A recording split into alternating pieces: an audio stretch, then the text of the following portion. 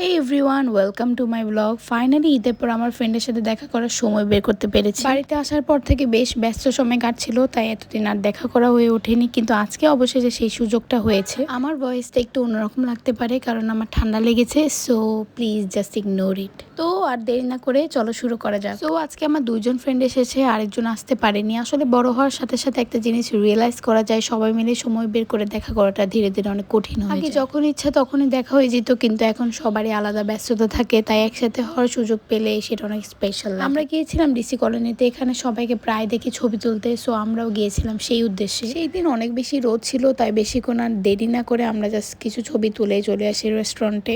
দেন আমরা যাওয়ার পর খাবার অর্ডার দিলাম, খাওয়া দাওয়া করলাম, আড্ডা দিলাম। লক্ষ্মীপুরে একটা নতুন পার্ক হয়েছে, সো হঠাৎ ভাইয়ারা কল দিয়ে বললো যে তারা সেখানে যাবে। তো আমি আর দেরি না করে আমার ফ্রেন্ডকে নিয়ে সেখানে চলে গেলাম। সেখানে গিয়ে তো আমার চোখ কপালে এত মানুষ ছিল যে মনে হচ্ছিল পুরো জেলার মানুষ এদিন এই পার্কে এসেছে। সত্যি বলতে ঈদের মতো বড় ছুটিতে কোথাও ঘুরতে গেলে প্রচুর ভিড় থাকে, তাই যদি একটু শান্তিতে ঘুরতে চাও কেউ, তাহলে ওকেশনে না যাওয়াই বেস্ট। পার্কে আমরা অল্প কিছুক্ষণ থেকে বের হয়ে আসি, সেখান থেকে আমার ফ্রেন্ডরাও চলে যায়। এরপর ভাইয়া ভাবিদের সাথে প্ল্যান হলো বাইরে ডিনার করার। আমরা একসঙ্গে ডিনার করলাম, বেশ ভালো সময় কাটালাম। তো এই ছিল আমার আজকে ভিডিও, আশা করি তোমাদের ভালো লেগেছে।